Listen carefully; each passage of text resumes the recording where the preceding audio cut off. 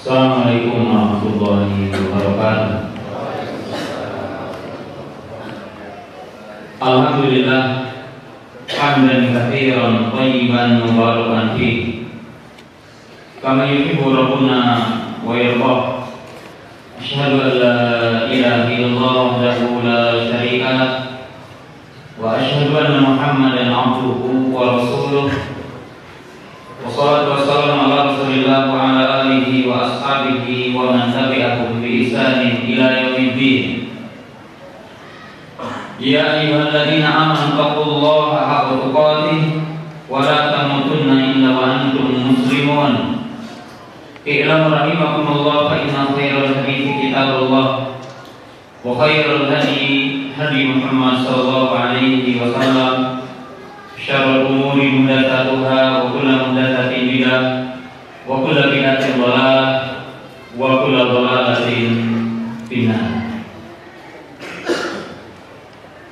Bapak Camat atau Speaker yang saya hormati, dan Bapak Kapolsek, Bapak dan Ramil yang saya hormati, kaum muslimin, para jamaah, para penuntut ilmu yang saya hormati. Pertama, marilah kita bersyukur kepada Allah Subhanahu wa taala yang senantiasa menganugerahkan kepada kita nikmat iman, nikmat Islam, nikmat sunnah, nikmat sehat, sehingga kita dapat berkumpul di majelis yang mulia ini. Juga syukur saya sampaikan kepada para panitia, Al-Ustaz Al-Fadil Muhammad Wujud Hafizahullah Ta'ala yang telah memberikan jalan dan fasilitas kepada kita untuk terjadinya kajian di pagi yang berbahagia ini. Sebelum saya menyampaikan materi khusus berkaitan sikap bijak Ahlus Sunnah dalam bermuamalah dengan penguasa, maka ada kalimat yang saya ingin sampaikan. Poin yang pertama, bahwa marilah kita mengkontinukan ibadah kita kepada Allah dan mendawamkan ibadah kita kepada Allah setelah kita menunaikan ibadah yang sangat agung di puasa Ramadan. Maka mudah-mudahan kita mampu mendawamkan dan mampu mengkontinukan setiap amal kebaikan. Karena amal kebaikan yang paling mulia di sisi Allah yang mampu kita mendawamkannya. Wa qad qila li Rasulillah sallallahu alaihi wasallam ayyul a'mal afdal.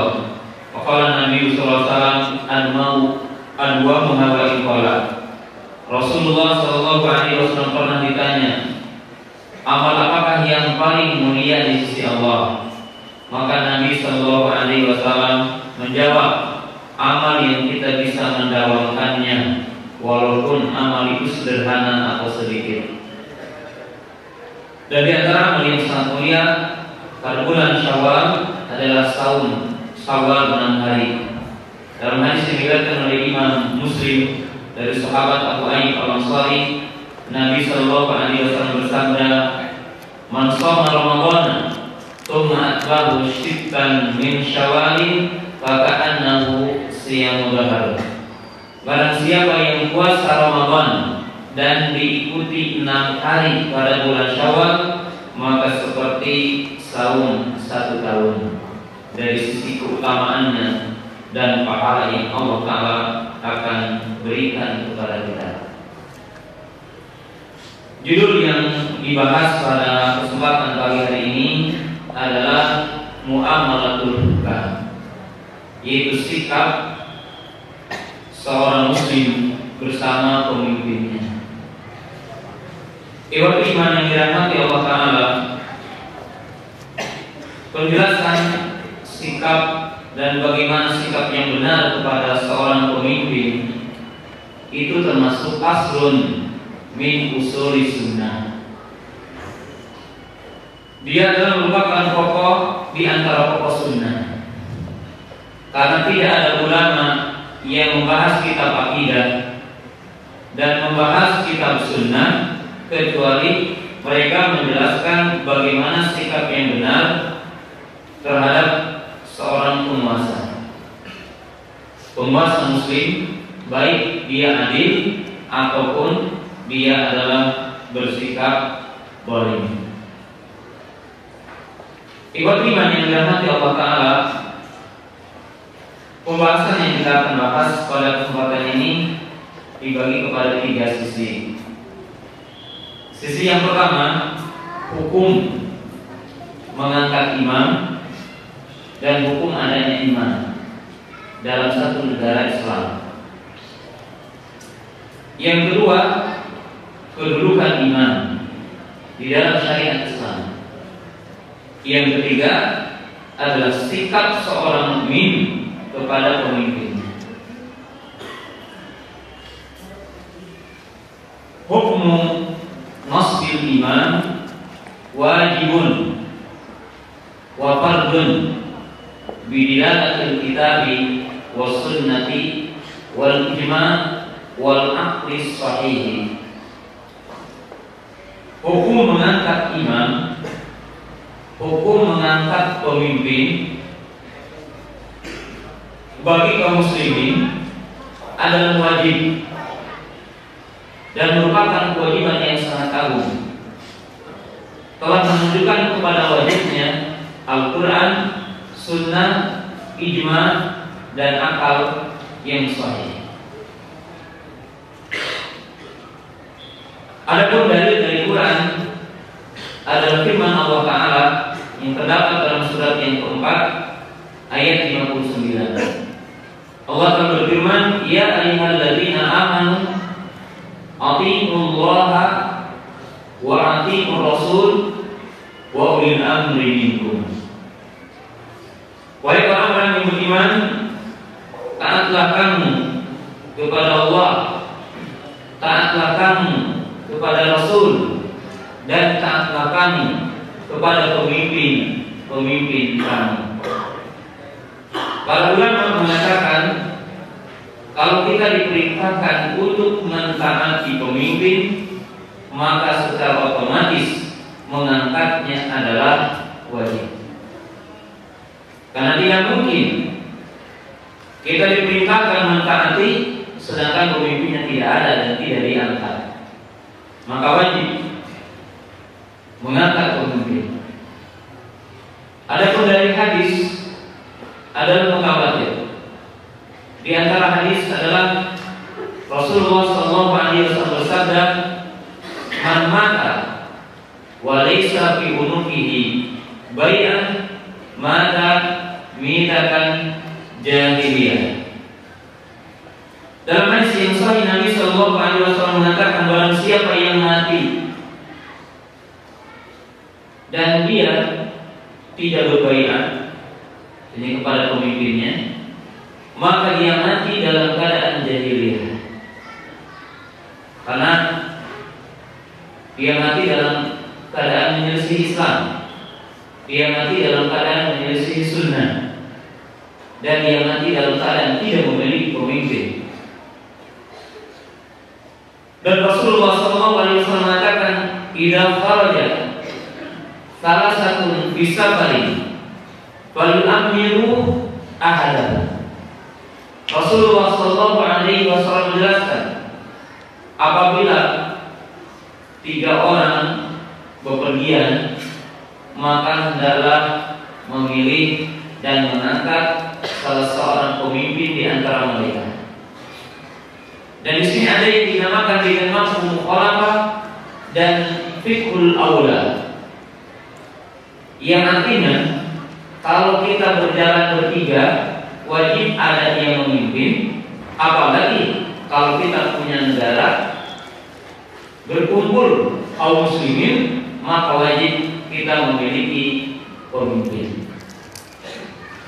Wa qad naqala ijma' ghairu wahidin minal ulama, dan telah dinukil ijma, kesepakatan para ulama tentang wajibnya mengangkat seorang pemimpin bagi kaum muslimin. Bahkan telah dinyatakan oleh para ulama, min aujabil wujub, dia adalah merupakan kewajiban yang sangat tinggi kewajibannya, mengangkat seorang muslim, mengangkat seorang pemimpin bagi kaum muslimin. Dan ditunjukkan juga oleh al-aqlus sahih, oleh akal yang sahih. Sebab laulal amir mastaqama fid dunya wa din, wala waqa'al qulub wal adawah wal qital bima bainan nas. Dan dibenarkan secara akal yang sehat, akal yang sahih. Karena kalaulah dalam satu lingkungan manusia dan secara khusus kaum muslimin tidak memiliki pemimpin, maka tidak akan tegak dunia dan agama ini, dan tidak akan tegak keadilan, tidak akan tegak ketentraman, karena tentunya akan terjadi pertikaian yang kuat mendolimi yang lemah, akan terjadi pembunuhan, peperangan, kedoliman. Sehingga para ulama juga menjelaskan keberadaan hatta pemimpin yang kafir lebih baik ketimbang satu negara tidak ada pemimpinnya. Bukan membenarkan sebagai seorang pemimpin, seorang mukmin memiliki pemimpin yang kafir. Tetapi dari sisi hikmah, ketika ada orang yang memimpin, ketika ada yang memimpin dalam satu bangsa negara, satu teritorial, maka akan tercipta sedikitnya kedamaian dan ketentraman. Maka oleh sebab itu ijma para ulama bahwa dalam satu negara mesti ada pemimpin. Kemudian pemimpin di dalam Islam, dia berhak menjadi seorang pemimpin, dan jadi seorang pemimpin yang wajib kita mentaati dalam perkara yang baik, wajib kita mentaatinya di dalam perkara yang bukan maksiat, di mana seorang pemimpin bisa jadi dengan 3 sebab. Jadi dalam akidah Islam, dalam syariat Islam, seseorang menjadi pemimpin yang hak kita membaiat kepadanya, yang hak kita mentaatinya, apabila diangkat dengan salah satu di antara 3 cara. Dan ini berdasarkan sejarah dan kesepakatan para sahabat ridwanullah ta'ala alaihim. Cara yang pertama, bihtiar minal amir alladhi qablahu atau minal hakim alladhi qablahu. Cara yang pertama, di mana seorang pemimpin dalam Islam dipilih oleh pemimpin sebelumnya, ditunjuk oleh pemimpin yang sebelumnya. Wahada bil iman kama sabata fi khilafati Umar ibn Khattab ikhtiyari Abi Bakr as-Siddiq wa ijma'in nasi alaihi. Dan ini dengan cara yang kita ketahui dalam sejarah Umar bin Khattab radhiyallahu anhu, di mana Umar bin Khattab radhiyallahu anhu menjadi khalifah, menjadi Amirul Mukminin setelah ditunjuk oleh Abu Bakar As-Siddiq radhiyallahu anhu, di mana Abu Bakar sebagai khalifah yang pertama menunjuk Umar bin Khattab radhiyallahu anhu menjadi seorang khalifah, menjadi seorang pemimpin yang setelah itu ijma kaum muslimin kepadanya. Yang kedua, bihtiyari ahli al-hal wal 'aqdi. Yang kedua, dengan dasar pemilihan Dewan Syura, sebagaimana terjadi di khilafah Utsman ibn Affan wa khilafah Ali bin Abi Thalib radhiyallahu anhu. Hal ini sebagaimana terjadi dalam kekhilafahan Utsman dan kekhilafahan Ali bin Abi Thalib radhiyallahu ta'ala anhu. Utsman bin Affan radhiyallahu ta'ala anhu dipilih oleh Dewan Syura yang ditunjuk oleh Umar bin Khattab radhiyallahu ta'ala anhu, dan terpilihlah Utsman bin Affan menjadi khalifah. Yang ketiga, bitawallu bisayfi was-sinan bil quwwah wa sultani wa qudrati wa tatabatal amru bi yadihi wa bi sultanihi wa bi qudratihi. Yang ketiga, dengan kekuasaan, di mana seseorang bisa mengalahkan dengan kekuasaannya, bisa mengalahkan dengan pedang dan tombaknya. Artinya kekuasaan yang dengan sebabnya stabil kondisi politik, stabil kondisi, dan di tangannya kekuatan, di tangannya perintah setelah itu. Hal ini sebagaimana Nabi SAW mengatakan dalam sebuah hadis riwayat Musa'iyah radhiyallahu ta'ala anhu. Qala Nabi SAW, usikum bitaqwallahi azza wa jalla was-sam'i wa ta'ah wa in ta'ammara 'abdun habasyiyun. Di mana Rasulullah sallallahu alaihi wasallam bersabda, hendaklah kalian bertakwa kepada Allah dan taat dan mendengar kepada pemimpinmu, walaupun yang memimpinmu seorang yang berkulit hitam, seorang budak yang berkulit hitam. Para ulama mengatakan di antara syarat imam harus merdeka. Tetapi kenapa di dalam hadis ini dinyatakan kalaupun yang memimpin kamu adalah seorang budak yang hitam? Padahal di antara syarat imam adalah merdeka. Maka para ulama mengatakan tafsir dari hadis ini dipahami dua makna. Makna yang pertama, saking wajibnya mentaati pemimpin. Kalau ditakdirkan pemimpin itu seorang budak, tetap wajib ditaati. Apalagi kalau dia seorang yang merdeka. Yang kedua, para ulama menjelaskan di dalam hadis ini menunjukkan kalau terjadi dalam suatu ketika seseorang memimpin bukan dari dasar pemilihan imam sebelumnya dan bukan dasar pemilihan Dewan Syura, tetapi dia berkuasa dengan kekuatannya, berkuasa dengan bala tentaranya, berkuasa dengan kekuatan yang dimilikinya, sehingga stabil di tangannya politik, stabil di tangannya kekuasaan. Maka wajib atas kaum muslimin untuk meniatkan baik kepadanya, dan wajib bagi kaum muslimin untuk mentaatinya dalam kata yang ma'ruf, dan wajib sabar atas kezalimannya.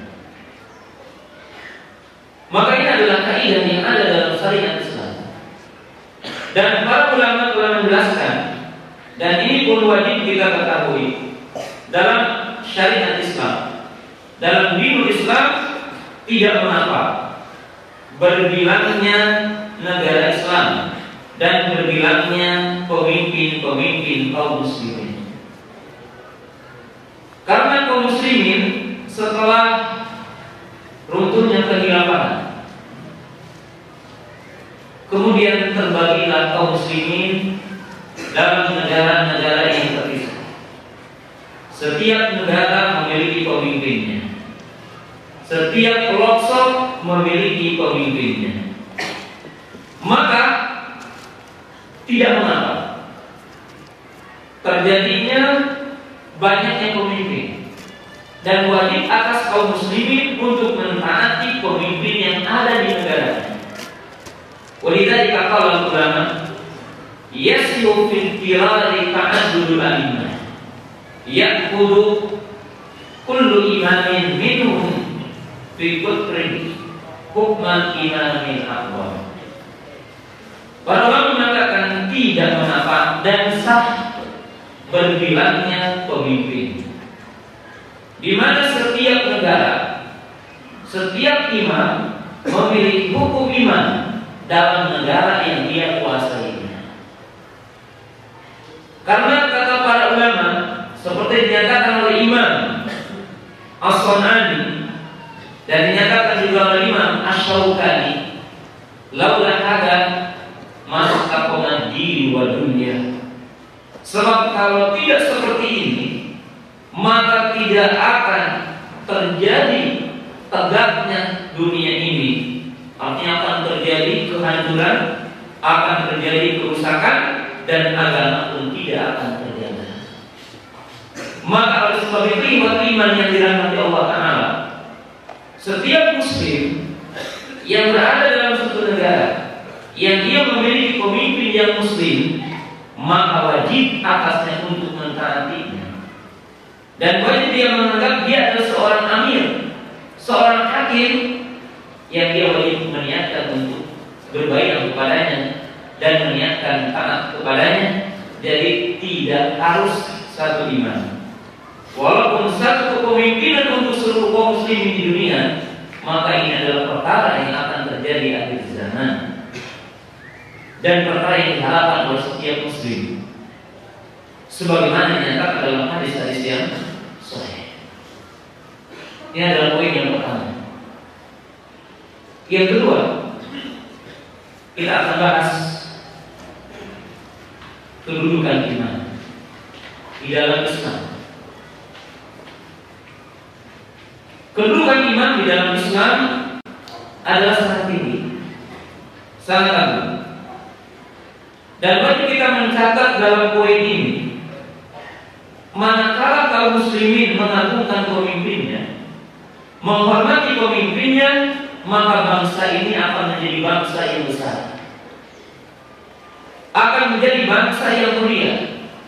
Dan manakala satu kaum, satu bangsa menghinakan pemimpinnya, meremehkan pemimpinnya, maka akan dihinakan rakyatnya. Dan ini bukan perkataan saya, tetapi perkataan Nabi SAW. Rasulullah SAW menjelaskan dalam hadis yang sahih,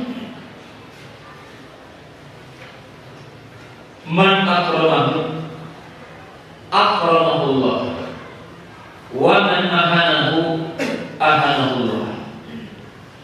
Di mana Rasulullah SAW menyatakan, barang siapa yang memuliakan pemimpinnya, man akrama as-sultana akramahullah, wa man ahanahu ahanahullah. Barang siapa yang memuliakannya, menghormatinya, maka akan dimuliakan oleh Allah Ta'ala. Dan barang siapa yang menghinakannya, maka akan dihinakan. Oleh sebab itu, negara kita Indonesia ketika waktu-waktu terdahulu dimuliakan oleh dunia, dan mungkin sekarang bergeser. Kenapa? Karena dulu tidak pernah mungkin rakyat menghina presiden. Kalau sekarang orang bebas menghina presiden.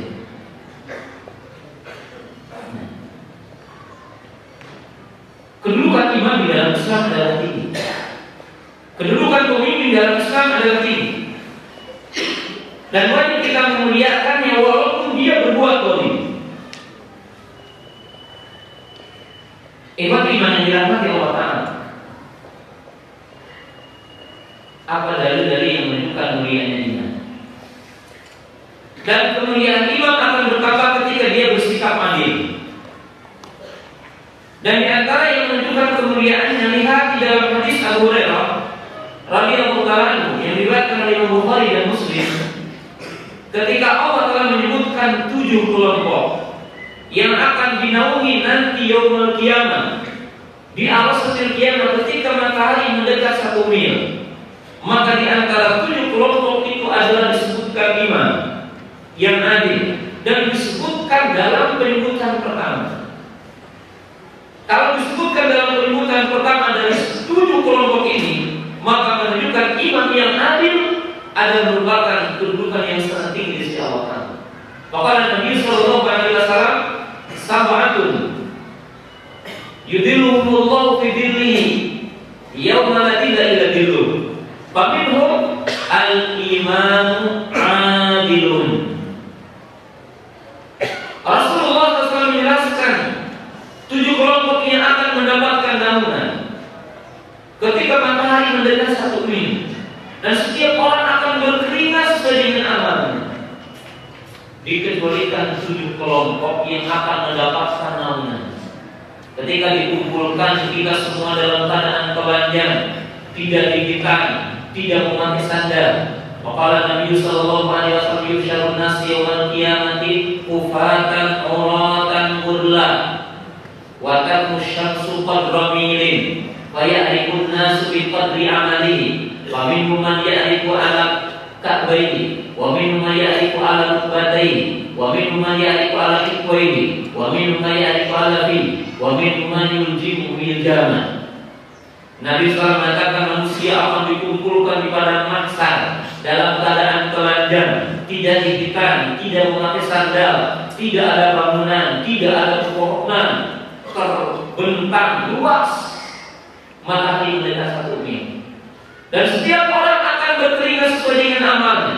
Ada yang berkeringat sampai kepada kedua mata kakinya, ada yang sampai kepada 2 lututnya, ada yang sampai kepada pinggangnya, ada yang sampai kepada mulutnya, ada yang bermandikan keringat sesuai dengan amal kebaikan dan maksiat. Maka di antara mereka disebutkan 7 kelompok. Salah satunya disebutkan poin yang pertama, al-imanu 'adilun, iman yang adil. Maka keberadaan pemimpin yang adil adalah menciptakan keadilan, menciptakan kedamaian. Oleh sebab itu, barang siapa yang tidak menghormatinya, barang siapa yang tidak mengagungkannya, maka dia akan dihinakan oleh Allah Subhanahu wa taala. Dan ini menunjukkan kedudukan iman. Yang kedua, bahwa Allah Ta'ala telah menggandengkan taatnya kepada Amirul Mukminin dengan taat kepadanya dan taat kepada Rasul. Kalau Allah Ta'ala, ya ayyuhalladzina amanu atiiullaha wa atiiur rasul ulil amri minkum. Wahai orang-orang yang beriman, taatlah kamu kepada Allah, taatlah kepada Rasul, dan taatlah kamu kepada pemimpin kami. Di sini menunjukkan ketika Allah Ta'ala menggandengkan dan menyertakan taat kepada pemimpin, taat kepada Allah, taat kepada Rasul, maka menunjukkan kedudukan iman dan kedudukan taat kepada Amirul Mukminin. Bahkan telah dinyatakan dalam hadis Rasulullah SAW menjelaskan, man ata'al amiru faqad ata'ani, wa man asal amira faqad asani, wa man asani faqad asallaha. Bahkan Nabi SAW mengatakan, barang siapa yang taat kepada amir, maka dia adalah taat kepada aku. Barang siapa yang maksiat kepada amir, maka dia adalah maksiat kepada aku. Barang siapa yang maksiat kepada aku, maka dia adalah maksiat kepada Allah Ta'ala. Yang ketiga, Nabi Sallallahu Alaihi Wasallam menjelaskan bahwa para pemimpin dijadikan oleh Allah Ta'ala sebagai penjaga bumi, yang akan memberikan ketentraman, yang akan memberikan perlindungan, terutama pemimpin-pemimpin yang adil. Allah Ta'ala berfirman, as-sultanu, apa Nabi SAW bersabda, as-sultanu birullahi fil ardi, faman akramahu akramahullah, wa man ahanahu ahanahullah. Rasulullah SAW menjelaskan pemimpin adalah pemberi naungan, yang akan menaungi, yang akan mengayomi, yang akan menciptakan keadilan, yang akan memberikan penjagaan.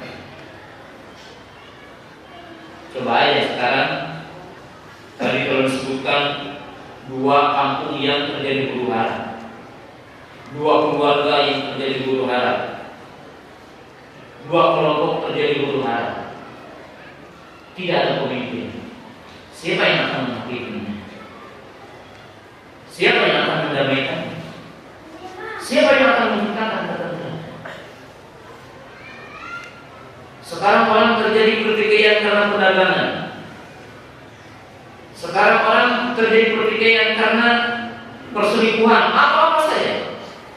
Maka kalau tidak ada pemimpin, manusia akan seperti binatang buas, saling menerkam dan menguasai satu dengan yang lain. Maka ketika dikatakan oleh para ulama keberadaan pemimpin atau pemimpin yang kafir sekalipun itu lebih afdal ketimbang satu tempat tidak ada pemimpin. Kenapa? Sebab tidak akan terjadi keadaan, tidak akan terjadi ketentraman, dan tidak akan ada penjagaan keadaan.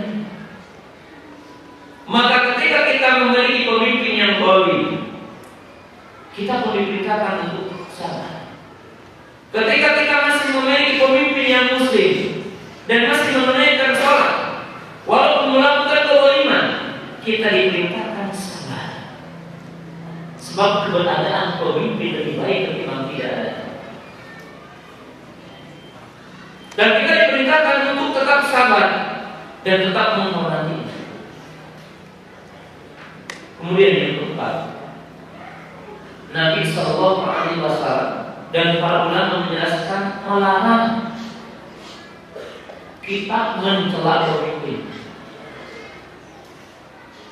Oleh sebab itu nanti kita akan jelaskan tidak mungkin Ahlus Sunnah menjadikan pemimpin di atas mimbar.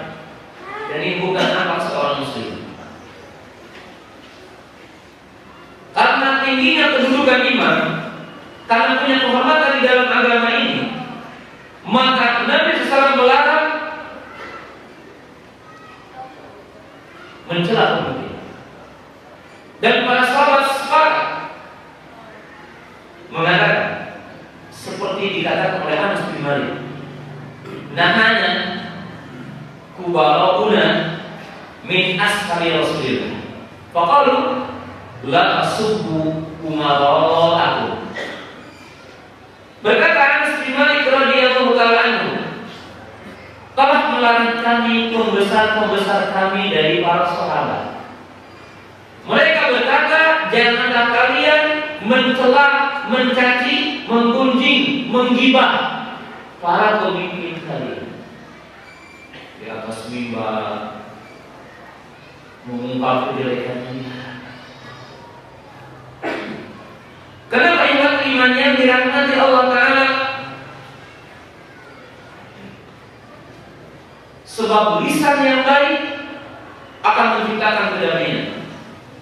Lisan yang buruk akan menciptakan kezaliman, akan mengeluarkan ketidakdamaian, keonaran, kerusakan.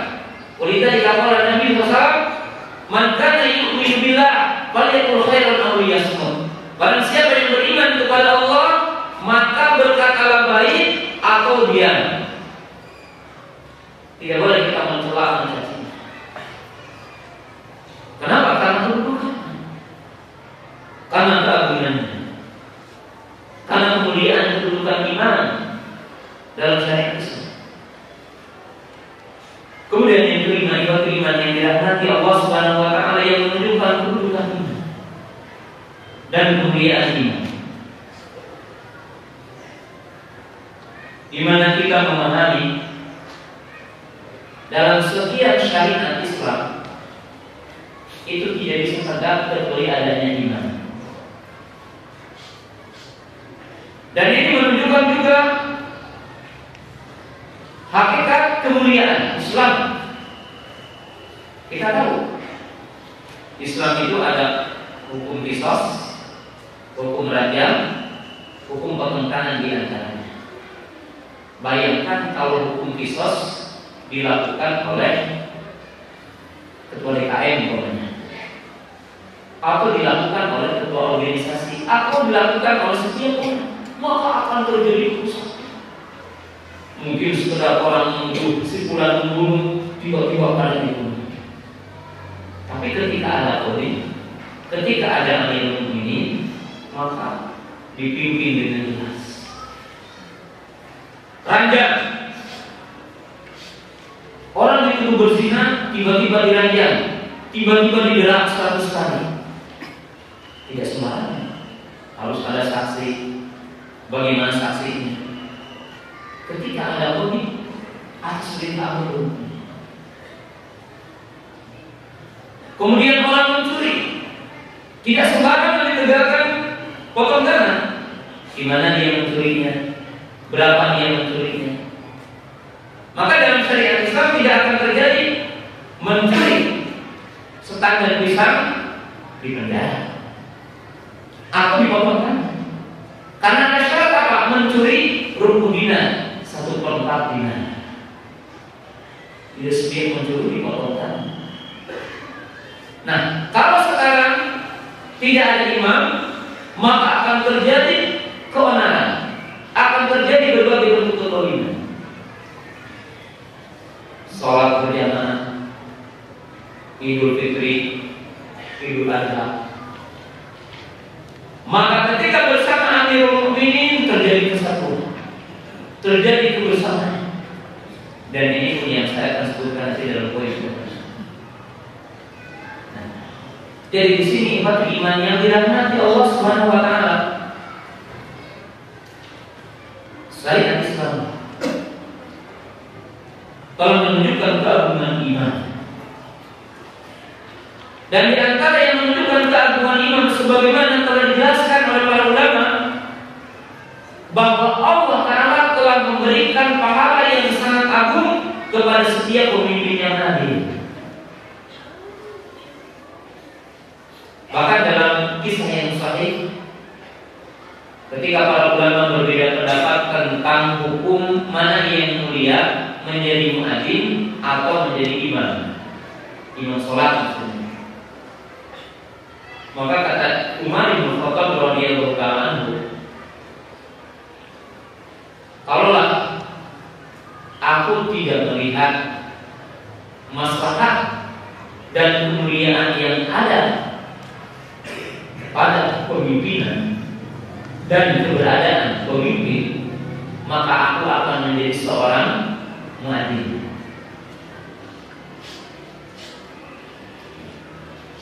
Dan Umar radhiyallahu anhu memahami dari hadis-hadis yang sahih tentang kedudukan imam yang adil memiliki kedudukan yang tinggi di sisi Allah, karena mereka termasuk orang yang akan dinaungi oleh Allah Subhanahu wa taala. Kemudian poin yang terakhir yang kita akan bahas secara singkat, sikap seorang mukmin terhadap pemimpinnya. Saya akan sebutkan dalam kalimat-kalimat yang singkat insyaallah karena waktunya pendek.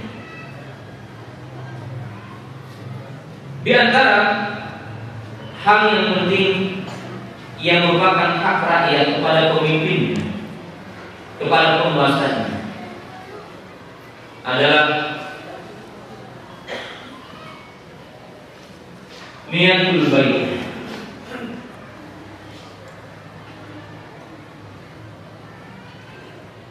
Di mana atas seluruh kaum muslimin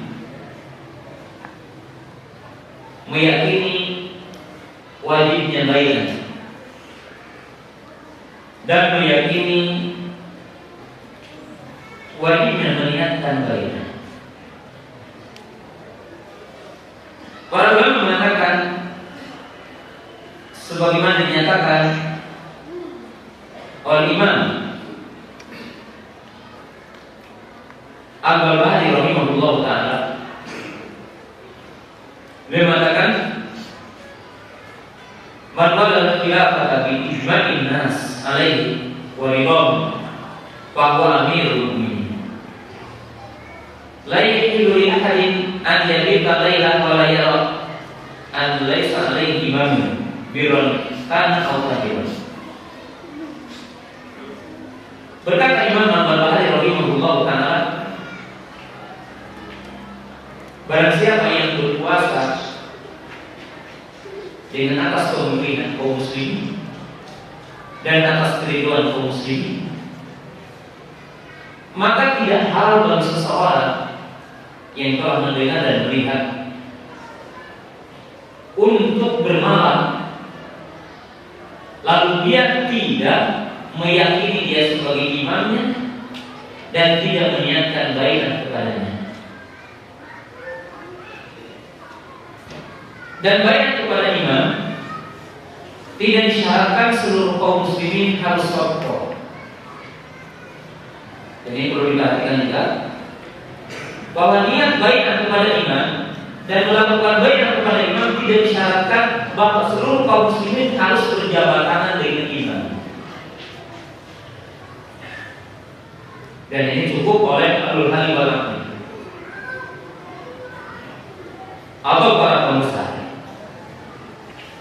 Tetapi untuk seluruh kaum muslimin, sebagaimana ini bukti dalam sepanjang sejarah ketika Abu Bakar memimpin, Umar memimpin, Utsman memimpin, Ali memimpin,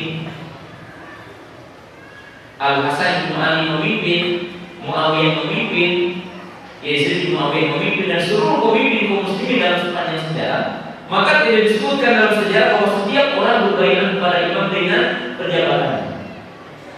Tetapi bagi seluruh kaum muslimin cukup mengakui dua perkara: mengakui dia sebagai imam dan meniatkan baiat dan taat kepadanya, dan tidak mau memberontak kepadanya. Maka itu cukup. Kemudian imam yang berhak untuk dibaiat adalah imam al-ma'lum al-mawjud lahu sultanun wa qudus. Laisa imam majhul, laisa sultan wa qudus. Kemudian berdasarkan kesepakatan para ulama bahwa imam yang hak kita membaiatnya adalah imam yang jelas namanya, imam yang jelas nasabnya, dan imam yang memiliki teritorial, dan imam yang memiliki kekuatan. Bukan imam yang sembunyi-sembunyi, bukan imam yang ketika ditanyakan siapa namanya lalu disembunyikan oleh atasannya, bukan imam yang dikatakan di bawah tanah, itu caci, bukan orang.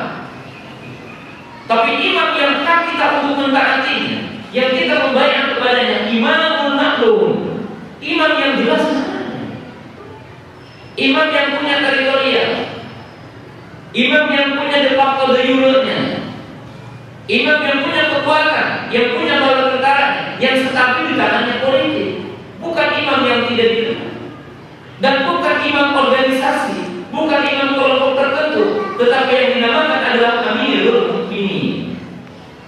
Karena berbaiat selain kepada Amirul Mukminin, baiat kepada selain khalifah, itu hukumnya adalah bidah. Jadi bukan imam-imam tandingan di bawah tanah, tapi imam yang jelas namanya, nasabnya diakui oleh kaum muslimin, bukan imam-imam yang tersembunyi, bukan imam-imam yang tidak diketahui namanya. Seperti dalam pemahaman hari ini sebagian kelompok, kalau ditanya imamnya mana, oh kamu nggak usah, yang penting kamu belajar dulu. Siapa namanya? Ya, dirahasiakan. Ini tidak sah. Syaikhul Islam Ibnu Taimiyah berkata, "Inna Nabiyya amara bi ta'atil a'immatil mawjudin al-ma'lumin alladhi lahu sultanu yaqdiruna 'ala siyasatina.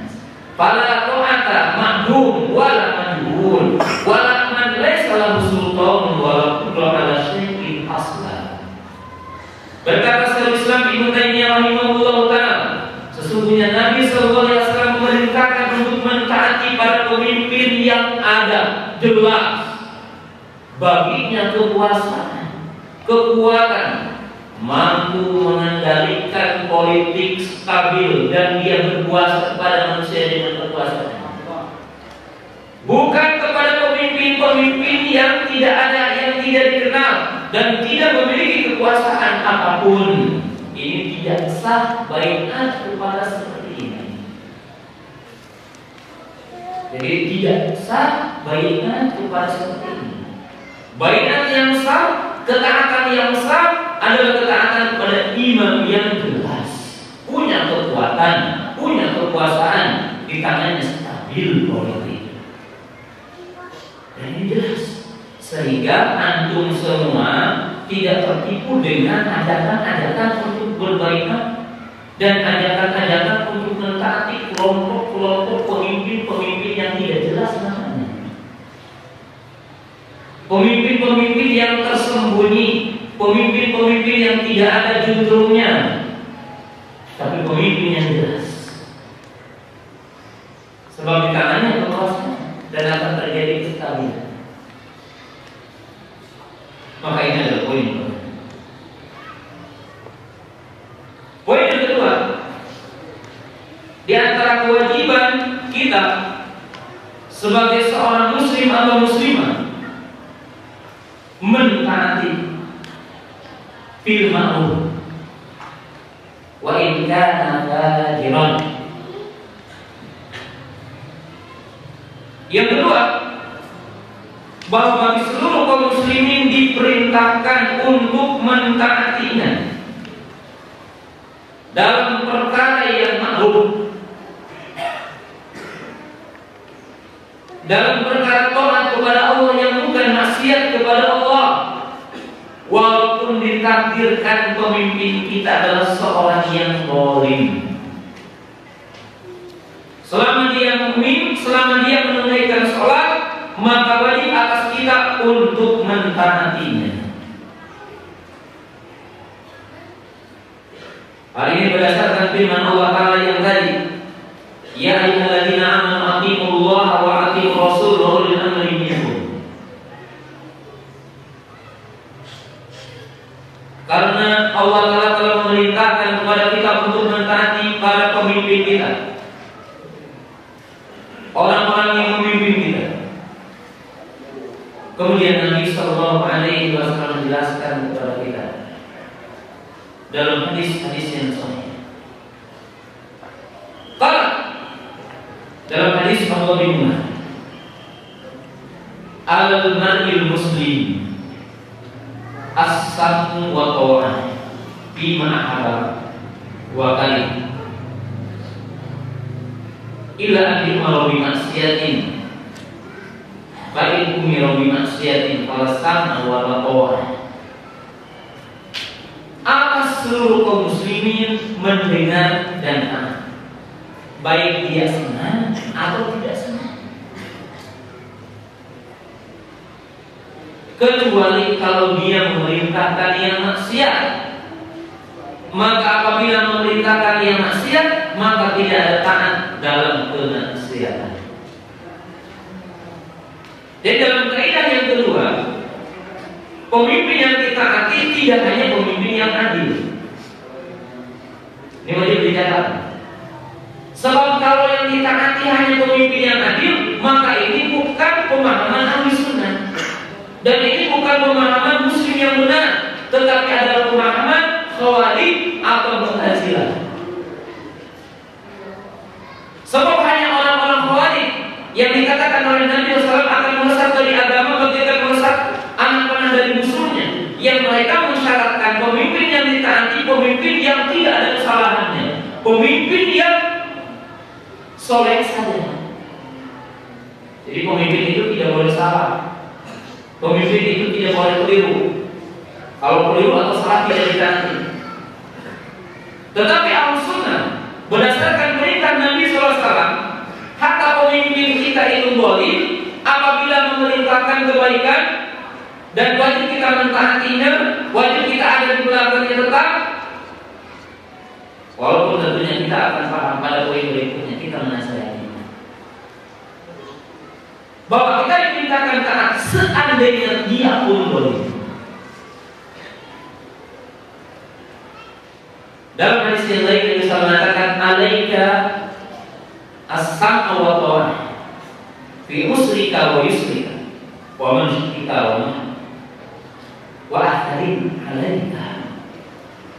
Nabi SAW mengatakan, hendaklah kamu mendengar dan taat dalam keadaan kamu kesulitan, dalam keadaan kamu lapar, dalam keadaan kamu senang, dalam keadaan kamu tidak senang, bahkan ketika ada sesuatu yang menimpa kepada kita dari bentuk kezalimannya.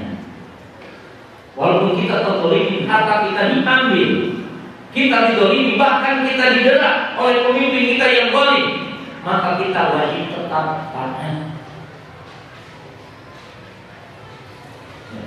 Kita akan pahami nanti bahwa kita tidak bermaksud sini melegalitas pemimpin yang zalim, tapi ini akidah yang wajib kita pahami. Bahkan para sahabat Nabi Sallallahu Alaihi Wasallam bersabda, ketika Rasulullah SAW mengatakan, "Ya alaikum umara." Nabi SAW mengatakan akan datang di tengah-tengah kalian para pemimpin yang mereka itu akan mengingkari kebaikan-kebaikan yang kalian perbuat, dan mereka akan melakukan apa-apa yang kalian ingkari.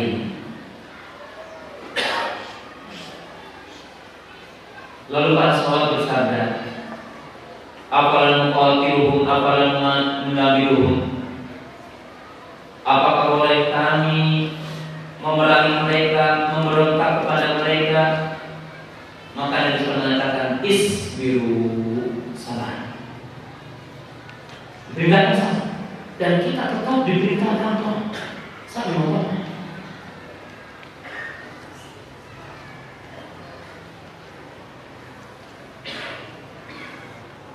Dalam hadis Hudzaifah, Rasulullah SAW bersabda, "Yakunu ba'di a'imatun la yahtaduna bi hadi wa la yas'aluna bi sunnati. Wa sayaqumu fihi rijalun qulubuhum qulubu syayatin jismanul ins." Faqultu, "Kaifa asna'u ya Rasulullah in adraktu dzalik?" Qala, "Asma wa tuti lil amin wa in dharaba wa qadamana fasma wa'ati." Ini bukan perkataan saya, ini perkataan Rasul. Nabi SAW mengatakan akan muncul para pemimpin yang tidak mengambil petunjuk dariku dan tidak mengambil suruh tauladan dariku, dan di tengah-tengahnya akan muncul orang-orang yang berjasa manusia tetapi berhati iblis. Jadi akan muncul termasuk pemimpin-pemimpin yang menyuruh kepada kesesatan. Yang pemimpinnya zalim, juga muncul orang-orang yang beriman. Maka Hudzaifah berkata, apa yang aku harus perbuat jika aku mendapatkan masa ini? Maka Nabi SAW mengatakan, kamu mendengar dan kamu taat kepada pemimpin, walaupun punggungmu didera, walaupun kamu dipukul punggungmu, walaupun hartamu diambil, dengar dan taat. Ini bukan perkataan saya, Nabi SAW berkata. Itu dia. Intinya ya, kita diperintahkan untuk mentaati. Walaupun pemimpin kita adalah zalim. Jadi masalah taat ke pemimpin tidak disyaratkan pemimpin harus apa? Adil serang.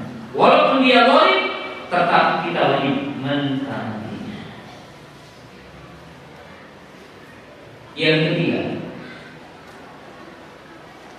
di antara kewajiban kita kepada pemimpin kita, an-nasihah wa iqamatul amri bil ma'ruf wa nahyi 'anil munkar. Di antara kewajiban kita kepada para pemimpin kita adalah menegakkan nasihat dan menegakkan amar ma'ruf nahi munkar. Wa qad qala Nabi sallallahu alaihi wasallam ad-dinu nasihat. Qulna liman ya Rasulullah? Qala lillahi wa li kitabihi wa li rasulihi wa li a'immatil muslimina wa 'amatihim. Nabi SAW mengatakan agama ini nasihat. Lalu para sahabat bertanya, kepada apakah kami dan bagaimanakah aku melakukan nasihat? Kepada Allah, itu dengan cara mentaati. Kepada kitab Allah, dengan cara kita mengimaninya dan mengamalkan isinya. Kepada Rasulullah, dengan cara mengikuti sunnah. Kepada pemimpin-pemimpin kamu, dengan cara mentaatinya dan sabar kepadanya. Dan kepada seluruh kaum muslimin, Lihat, Nabi SAW telah menyatakan memberi nasihat kepada pemimpin adalah bagian dari agama. Wa qala Allah Ta'ala wa la takum minkum ummatun yad'una ilal khairi ya'muruna bil ma'ruf wa yanhauna 'anil munkar kuntum khayra ummatin ukhrijat lin-nas ta'muruna bil ma'ruf wa tanhauna 'anil munkar. Di dalam surat Al-Imran ini disebutkan ciri orang beriman menegakkan amar ma'ruf. Ciri orang yang beriman memberi nasihat. Hatta pemimpin yang zalim wajib dinasihati. Unsur akhaka zaliman aw madluman. Tolonglah orang yang dizalimi dan tolonglah orang yang dizalim, yang berbuat zalim. Adapun menolong orang yang berbuat zalim, berhentikanlah dari kezaliman. Tetapi dalam poin ketiga ini, bagaimana kita menasihati pemimpin kita? Menegakkan amar ma'ruf kepada pemimpin itu berbeda dengan menegakkan amar ma'ruf kepada yang lain. Para ulama telah menjelaskan adab menegakkan amar ma'ruf kepada pemimpin. Di antara adabnya adalah bil hikmati wal rifqi wal lin, dengan hikmah, dengan lemah lembut.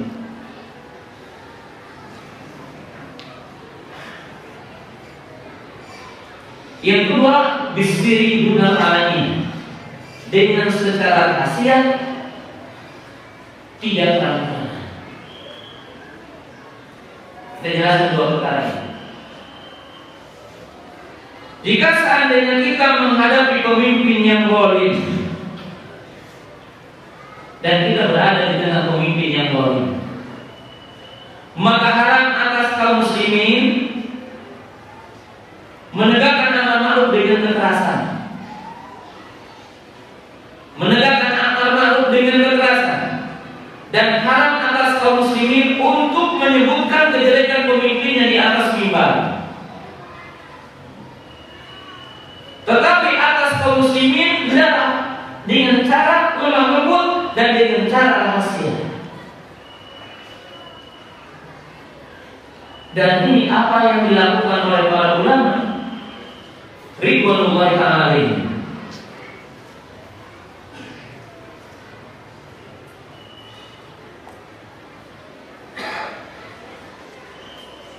Ikhwan iman yang dirahmati Allah Subhanahu wa ta'ala,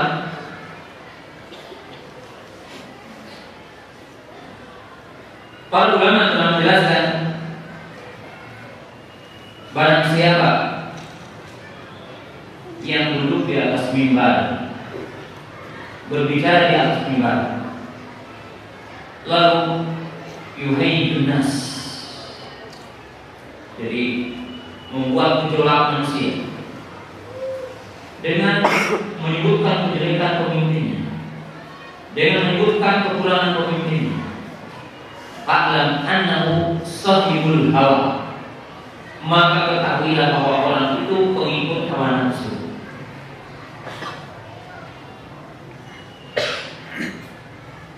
Para sahabat ridwanullah ta'ala alaihim, para tabi'in, para tabi'ut tabi'in telah menjelaskan kepada kita tentang tata cara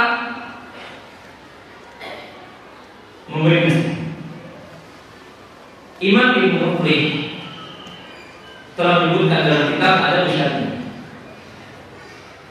wala yunkiru ahadun ala sultanin illa wa'ban lahu wa takhwifan aw tahdiran min akibati bil walad fa innahu yajibu wa yahtadi bi dzalik. Beliau mengatakan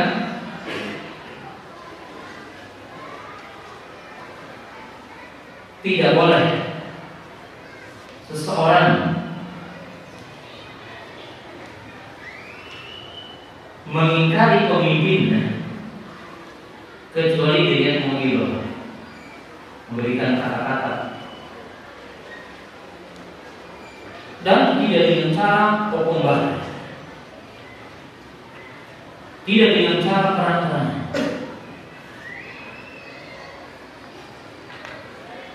tidak dengan cara menjatuhkannya, dan tidak dengan cara menciptakan kebencian dalam hati kaum muslimin. Karena ini adalah cara orang-orang Rafidhah dan orang-orang Khawarij. Kenapa dikatakan begitu? Ikhwati iman yang dirahmati Allah Ta'ala. Ketika di masa Utsman radhiyallahu ta'ala, sehingga terbunuhnya Utsman, terbunuhnya Ali. Kenapa? Pada waktu itu terjadi mimbar-mimbar yang itu dibesarkan dan itu dipelopori oleh kaum Khawarij yang menciptakan kebencian kepada sebagian kaum muslimin yang lemah imannya. Maka terbunuhlah Utsman bin Affan dan terbunuhnya Ali bin Abi Thalib, sehingga terjadi kedudukan. Maka kita tidak boleh mengingkari kemungkaran dengan kemungkaran. Tidak boleh kita mengingkari kezaliman dengan kezaliman. Tidak boleh kita mengingkari kejelekan dengan kejelekan. Maka kita diperintahkan untuk lemah lembut. Bahkan kalau kita tidak memiliki kedudukan di atas pemimpin kita, tidak mengapa kita menulisnya dengan risalah, menulisnya dengan surat, walaupun mungkin suatu ketika ditolak sampai pemimpin kita itu menerimanya. Dan dikisahkan Syekh bin Baz rahimahullah ta'ala oleh beberapa muridnya, dia menulis satu risalah kepada raja dengan risalah yang sama sampai 50 kali, sampai iktana fitol bin lain, sampai masuklah ke hatinya sampai. Dan ini kesalahan mereka. Tidak boleh bagi kaum muslimin melakukan pengingkaran dengan cara memberontak. Tidak boleh melakukan pengingkaran dengan cara berdemo. Walaupun, maaf, di negara ini dibolehkan demo sebagai bentuk pengingkaran. Tapi dalam ajaran Ahlus Sunnah, dan kalau kita meneliti ajaran Islam, Islam tidak mengajarkan dan Ahlus Sunnah mengingkari demo dalam bentuk pengingkaran. Pengingkaran dalam bentuk demo, walaupun di negara ini dibolehkan. Tetapi dalam ajaran Ahlus Sunnah tidak boleh melakukan pengingkaran kepada pemimpin yang dianggap zalim selama menunaikan sholat, selama dia muslim, dengan cara memberontak, mengangkat senjata atau menggulingkannya. Karena dalam hadis-hadis yang tadi, ketika para sahabat mengatakan dan diberitahu oleh Nabi SAW akan muncul pemimpin-pemimpin yang zalim, maka para sahabat bertanya, afalan nunabiduhum, afalan nuqatiluhum, apakah kami mendemonya, apakah kami memberontaknya, apakah kami menurunkannya? Maka Nabi SAW mengatakan, la ma'akum fikum shalah, selama menegakkan sholat. Bahkan dalam hadis yang lain, isbiru hatta talqauni fi haudi, sabarlah kalian sehingga kalian bertemu denganku di haudku dan kalian mendapatkan keindahan dan keagungan haud Rasulullah. Dan demo ini juga akan rusak. Kenapa dikatakan demo-demo ini akan rusak? Lihat saja, akan timbul tangan-tangan kotor yang menggunakan demo ini demi kekuasaan satu kelompok, demi kekuasaan seorang. Karena orang yang melakukan demo tergantung orang yang menyuruhnya. Bahkan terkadang kita mengetahui rakyat yang miskin, rakyat jelata, yang terkadang dia juga tidak bisa mampu memberikan makan dan minum kepada istrinya, dia demo. Setelah dia pulang demo dan pemimpin yang dia ingkar itu turun, setelah turun dia mendapatkan masa yang sama dan kondisi yang sama, miskin seperti pertama. Dia tidak merasakan apa. Maka tidak boleh kita melakukan demonstrasi. Bagaimana kita diperintahkan sabar? Ketika ada pemimpin yang zalim, pemimpin yang tidak adil, kita diperintahkan sabar. Diperintahkan sabar, walaupun dia memukul kita. Karena buah kesabaran ini dibuktikan dalam sejarah. Bahkan maaf ya, kezaliman yang ada sekarang, kalaupun dikatakan zalim, saya tidak menuntut zalim atau tidak. Karena kita berbicara kalau ada, tidak menuntut yang ada atau bukan tidak. Imam Ahmad rahimahullah taala, kalau dibandingkan dengan kezaliman yang kita lihat hari ini, mungkin kezaliman di masa Imam Ahmad itu lebih besar. Di mana setiap orang yang mengatakan Quran kalau Allah di penjara, dibunuh, dan Imam Ahmad di penjara, diborgol, dirantai. Lalu kata Imam Al-Mawardi rahimahullah taala, datanglah beberapa utusan kepada Imam Ahmad, dan utusan yang memberikan secari kertas kepada Imam Ahmad. Dan umat menunggu, kalau kata Imam Ahmad berontak. Kalau kata Imam Ahmad demo. Tetapi Imam Ahmad rahimahullah taala, alaikum bima kana alaihi salaf. Hendaklah kalian kepada apa-apa yang telah diterima oleh salaf, isbiru, sabarlah kalian. Apa buah dari kesabaran Imam Ahmad? Maka setelah itu Allah mengganti pemimpin yang adil dan mengatakan Quran kalamullah, dan Imam Ahmad dibebaskan dan dibolehkan lagi menyampaikan hadis. Dan ini adalah buah kesabaran. Tapi buah dari ketidaksabaran yang kita lihat dalam sepanjang sejarah hari ini, maka kezaliman semakin bertambah dan kemiskinan semakin bertambah dan ketidakdamaian semakin bertambah. Kenapa? Karena ketidaksabaran kita semua terhadap kondisi yang ada hari ini.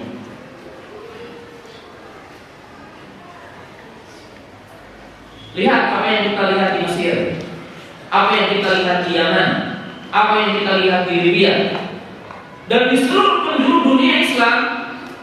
Maka semakin hari bukan kedamaian, tetapi semakin kuat apa yang dinamakan ketidakstabilan. Kenapa? Ketidaksabaran. Maka iman yang dirahmati Allah Subhanahu wa taala, kita melangkah kepada poin yang selanjutnya. Kita diperintahkan untuk menasihati dengan cara yang baik. Hikmah, lemah lembut, tidak memberontak, bahkan tidak berdemo, tidak mengangkat senjata. Kita diperintahkan. Kemudian langkah yang selanjutnya yang merupakan kewajiban kita, nasihat yang sangat agung. Jika muncul pemimpin yang zalim, maka poin yang selanjutnya yang merupakan kewajiban kita adalah introspeksi kepada diri kita sendiri. Kenapa? Sebab kezaliman pemimpin kita gambaran kezaliman rakyatnya. Maka oleh sebab itu, kalau kita akan bercita-cita menegakkan negara Islam, menegakkan syariat Islam, maka tidak hanya tertuju kepada para pemimpin kita dan menjadikan para pemimpin kita, di mana kita harus muhasabatun nafs, harus kita introspeksi diri. Sebab dilihatkan kepada hadis Abu bin Umar, di mana Rasulullah SAW mengatakan akan muncul 5 kerusakan apabila ada 5 maksiat yang dilakukan oleh satu bangsa. Qala Nabi sallallahu alaihi wasallam, khamsun aw khamsu khisalin fa inni a'udzu billahi bihinna an tudrikuhunna. Lam tadhharil fahishatu fi qawlin qatun hatta yu'linu idza fasha fihim ta'un wal aujab allati lam takun madad fil qawmi alladhi madahu. 5 perkara yang aku berlindung kepada Allah agar tidak menimpa kepada kalian. Yang pertama, tidaklah perzinahan tersebar luas dalam suatu negara, dalam suatu bangsa seolah-olah mereka menghalalkannya. Karena kita hari ini kita lihat ya, kata Komnas Anak Mungkin di sini juga salah dan tidak tepat pandangannya. Kalau anak nikah di luar umur diramaikan, bahkan ada penjaranya. Tetapi anak zina di luar umur dibebaskan. Ini kerusakan yang akan merusak bangsa ini. Bagaimana iman yang dirahmati Allah? Maka akan terjadi dan ditimbulkan penyakit tomun, penyakit kulit, atau penyakit yang tidak pernah terjadi sebelumnya. Dan di Indonesia termasuk ranking ya, AIDS.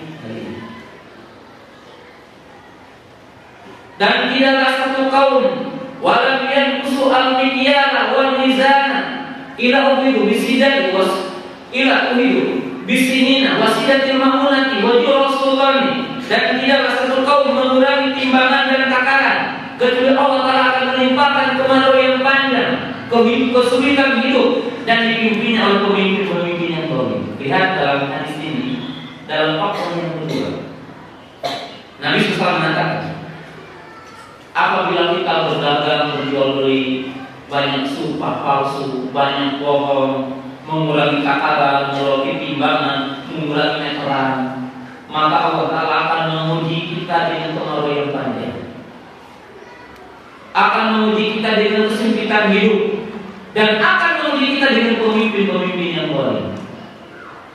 Kalau kita katakan sekarang korupsi yang ada, gambaran dari rakyat kita yang korupsi. Sebab kalau rakyat kita tidak korupsi, akan muncul pemimpin yang tidak korupsi. Kalau rakyat kita adil, akan muncul pemimpin yang adil. Kenapa? Sebab yang memilihkan kita, yang memilih rakyat kita, itu gambaran pemimpin kita. Oleh sebab itu, Ali bin Abi Thalib memberikan gambaran. Ketika ada orang yang protes kepadanya, wahai Amirul Mukminin, kenapa di masa Umar bin Khattab, di masa Abu Bakar kok terjadi kedamaian, ketentraman, di masa kok menjadi khalifah terjadi pertikaian? Maka beliau mengatakan, ketika Abu Bakar dan Umar memimpin, aku rakyatnya. Ketika aku memimpin, kamu rakyatnya. Ini sangat jelas. Maka iman yang dirahmati Allah Ta'ala, kalau pemimpin kita dapatkan zalim, maka bertobatlah kepada Allah. Rubah kondisi masyarakat kita, bina akidahnya, bina akhlaknya, bina cara dagangnya, bina cara bermuamalahnya, bina kehidupannya. Sebab Allah Ta'ala akan mengangkat kita. Kezaliman yang ada dalam diri kita. Maka iman yang dirahmati Allah Ta'ala, Ahlus Sunnah. Nah, kita lihat Nuh alaihissalam, Ibrahim alaihissalam, Musa alaihissalam. Kita katakan Ibrahim pemimpinnya siapa? Namrud katanya, zalim. Musa Firaun, zalim. Apakah pertama kali dia melakukan pemberontakan, kerusakan? Tidak. Membunuh? Tidak. Bagaimana? Ajarkan dulu tauhid. Ajarkan dulu akidah. Nah, kita juga hari ini sama. Kalau kita betul-betul ingin menegakkan syariat Islam di negara ini, kalau kita betul-betul ingin menegakkan Islam di negara ini, maka tidak termasuk akidah yang benar kalau kita melakukan pembunuhan, penyerangan, penghukuman kafir kepada setiap orang itu. Tapi apa? Ajarkan tauhid, tasbih wa takbir, ditarbiyah dulu. Maka kata para ulama, aqimu daulatal Islam fi muslimin satakum fi ardikum. Tegakkan syariat Islam dalam diri kamu, maka akan tegak di negara kamu. Nah, itu saja. Tadi saya bicara sama Bapak Jenderal. Sangat banyak orang tidak tahu sholat. Sangat banyak orang tidak sholat tapi mengucapkan kalimat syahadatain. Bahkan kalau ditanya syahadatainnya pun masih belepotan mengatakannya. Nah, bagaimana kita melangkah ke depan yang lebih jauh? Rakyat kita masih belum bisa. Maka Ahli Sunnah jalannya adalah bijak. Bereskan dulu rakyat, dakwah, ajar, bina, pahamkan kepada Islam sehingga akan terjadi kedamaian dan ketentraman. Kemudian poin yang selanjutnya kita sebutkan dari tingkat bahwa Di antara akidah yang benar bahwa Ahlus Sunnah tidak sembarangan dan tidak sembrono dalam mengkafirkan pemimpinnya. Dan Ahlus Sunnah tidak sembarangan dan tidak sembrono menghukumi kafir orang lain, menghukumi tauhid, menghukumi kafir. Karena salah satu kekeliruan hari ini yang terjadi, timbul gejolak juga pemahaman. Ada istilah hukum paralel aliran listrik, sehingga ada pemahaman siapa saja yang setuju dengan pemimpinnya, maka sampai ke bawahnya dikatakan kafir, bahkan ibu dan bapaknya dikafirkan, bahkan ibu bapaknya dikatakan tauhid. Sehingga tidak sedikit ya, ini masih ada sampai hari ini, banyak kaum wanita, para akhwat yang dinikahkan oleh gurunya, tidak dinikahkan oleh bapaknya, atau nikah 2 kali. Kenapa? Bapaknya mesti tauhid. Bahkan mungkin sebagian dikatakan WNI, mereka masih warga negara Inggris, belum WNI warga negara Allah. Ini mungkin. Maka Ahlus Sunnah tidak sembarangan mengkafirkan, sebab yang berhak mengkafirkan adalah Allah dan Rasulnya. Dan yang menurunkan hukum kafir atau bukan adalah ulama, bukan orang biasa. Ahlus Sunnah punya kaidah, salah tidak mengkafirkan lebih baik daripada salah mengkafirkan. Salah untuk mengatakan simpulan bukan mubtadi daripada salah mengatakan simpulan mubtadi padahal bukan mubtadi. Dan ini yang dipegang oleh Ahlus Sunnah. Di mana mengkafirkan orang mesti terkumpul dalil bahwa perbuatannya, bahwa perkataannya, bahwa keyakinannya kafir menurut dalil Quran dan hadis. Yang kedua, nyata-nyata dilakukan oleh orang itu dan tidak ada penghalang dan urusan, tidak sembarangan. Terutama mengkafirkan seorang pemimpin. Kenapa? Sebab mengkafirkan seorang pemimpin lebih besar bahayanya ketimbang mengkafirkan orang biasa. Kenapa mengkafirkan pemimpin berbahaya? Akan terjadi gejolak. Satu dima muslimin, akan menjadikan teralirnya darah kaum muslimin. Salah satu contoh kalau kita berpikir dengan naluri yang sehat, jangan pakai dalil. Sekarang kalau dinamakan jihad, membunuh atau asal membunuh, tidak kita tahu dalam kenyataan orang yang terbunuh dalam pemikiran mereka atau yang dilakukan oleh orang-orang yang menyimpang, ternyata orang tuanya orang yang soleh, ibunya adalah orang yang soleh, dan orang yang terbunuh pun orang yang soleh. Padahal jangankan membunuh orang soleh, keluarga soleh, membunuh orang kafir, tapi bukan pada waktu berperang atau yang ada jaminan dari negara Islam, ternyata bahaya besar. Nabi SAW mengatakan, man qatala mu'ahhadan lam yarid raihanal jannah. Barang siapa yang membunuh seorang kafir yang dalam suaka politik negara Islam, pemimpin mukmin, artinya diberikan jaminan, maka dia tidak akan mendapatkan manisnya surga. Bagaimana kalau yang dibunuh adalah orang mukmin teman, saudara? Membunuh orang kafir yang dalam suaka politik negara Islam itu tidak akan mendapatkan manisnya ini. Maka ini berbahaya. Nah, maka Ahlus Sunnah tidak sembarangan dalam kafir, dalam menghukumi kafir, dalam mengatakan simpulan tauhid. Tidak sembarangan, tetapi sangat hati-hati. Makanya dalam hadis yang tadi dikatakan ketika para sahabat, bolehkah kami memberontak? Tidak. Illa antara kufron bawah wa fiikum baroin. Maka Nabi SAW mengatakan tidak boleh memeranginya, tidak boleh memberontaknya, tidak boleh menurunkannya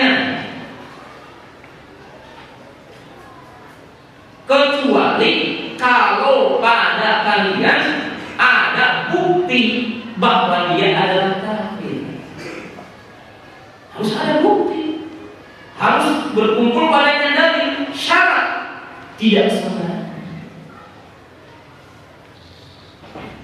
Nah, ibadah iman yang dirahmati Allah Subhanahu wa Ta'ala, yang terakhir,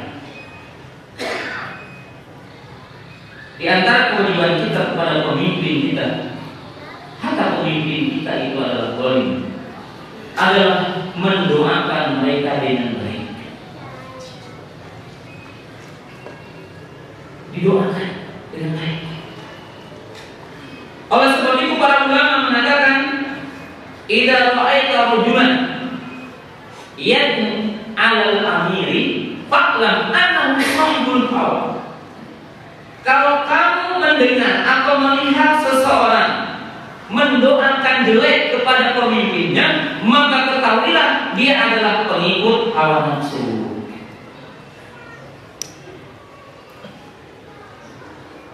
Sebab baiknya pemimpin baik atau baik, maka doakan dengan baik. Sehingga Imam Hasan Basri rahimahullah ta'ala berkata, dan para ulama mengatakan, kalaulah kami punya doa mustajab, maka kami akan mengkhususkan untuk para pemimpin kami, sebab kebaikan mereka adalah kebaikan bagi rakyatnya. Doakan. Bahkan satu pelajaran yang sangat agung, ketika seorang sahabat Tufail bin Ad-Dawsi dari kabilah Daus lalu masuk Islam. Lalu setelah dia masuk Islam dan memahami tauhid, lalu izin kepada Nabi SAW, ya Rasulullah, izinkan aku untuk mendakwah mereka, didakwah. Tapi tidak ada seorang pun yang masuk Islam, bahkan menghina Rasul Sallallahu Alaihi Wasallam dan menghinanya. Maka beliau kembali lagi kepada Allah, wahai Rasul, doakanlah mereka dengan jelek. Kalau mereka hancurkan, doakan juga. Maka Nabi SAW tidak memenuhi permintaan beliau. Tapi apa? Allahumma bidausan wa ti'alaihi. Ya Allah, tunjukkanlah orang Daus, dakwahi lagi mereka. Maka berjalan lagi. Maka demi Allah, kata beliau, setelah Nabi SAW mendoakan mereka, maka tidak ada seorang pun dari ahli Daus kecuali masuk Islam. Dan ini kelembutan dalam Islam, tidak mengajarkan kekerasan, tidak mengajarkan kekerasan. Dan sebagai penutup kisah yang terakhir, ketika Nabi SAW dilempari oleh kaum Taif dan malaikat menawarkan gunung Uhud untuk membinasakan mereka, maka yang dipilih oleh Nabi SAW adalah doa agar mereka menjadi penolong Islam. Maka orang-orang Taif menjadi penolong Nabi SAW. Mampu mukhalafahnya. Kalau saya Nabi SAW berdoa baik kepada orang kafir untuk masuk Islam dan bersikap lemah lembut atas kedoliman mereka, bagaimana tidak mungkin kita bersikap baik kepada pemimpin kita, mendoakan, dan kita bersikap lemah lembut atas kedolimannya. Nabi SAW diperintahkan dan melakukan lemah lembut atas kedoliman orang kafir. Kemudian apa? Bersikap baik, lisan mendoakan mereka walaupun mereka mendolimi kepada kita. Dan sebagai kalimat yang sangat penting juga saya sampaikan dalam kesempatan yang mulia ini, wajib kita memahami bahwa ketegasan seorang muslim mengatakan Islam yang paling benar, dan ketegasan seorang sunni mengatakan ajaran yang benar hanya satu, yaitu ahlu sunnah, tidak menunjukkan bahwa seorang muslim bersikap keras dan anarkis dan akan melakukan kezaliman. Sebab antara kita komitmen kepada Islam tidak selaras dengan kekerasan, tidak selaras dengan kezaliman. Bahkan Islam itu menciptakan kedamaian dan ketentraman. Dengarkanlah hadis yang mulia ini. Qala an-Nabi sallallahu alaihi wasallam, inni ra'aitu rajulan yataqallabu fil jannah li syajaratin qata'aha yu'din nas. Beliau mengatakan, aku melihat seorang muslim, seorang sahabatku mondar-mandir di surga dengan sebab kayu yang menjuru ke jalan dipotongnya karena mengganggu orang. Jadi bagaimana seorang muslim itu menciptakan kedamaian tentram di lingkungannya, hatta ketika ada pohon atau kayu yang menjuru ke jalan yang akan menunggu orang, maka dia memotongnya untuk menghilangkan bentuk kezaliman. Maka tidak mungkin seorang mukmin yang benar, ahli sunnah yang benar, seorang salafi yang benar akan melakukan bentuk-bentuk keonaran dan bentuk-bentuk kezaliman. Barangkali inilah yang saya sampaikan dalam kesempatan yang singkat ini. Mudah-mudahan menjadi satu pencerahan dan menjadi satu jawaban bahwa Islam menciptakan kedamaian, bahwa ajaran ahli sunnah adalah menciptakan kedamaian dan ketentraman untuk seluruh manusia, untuk kaum muslimin. Wa akhiru da'wana alhamdulillahi rabbil alamin.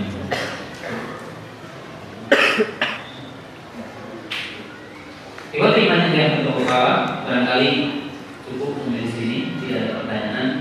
Mohon maaf jika ada kata-kata yang tidak tepat atau kata-kata yang keliru, maka itu datang dari pribadi saya. Adapun yang merupakan firman Allah dan sabda Rasulullah SAW, maka atas kita untuk mentaatinya dan mengikutinya. Assalamualaikum warahmatullahi wabarakatuh.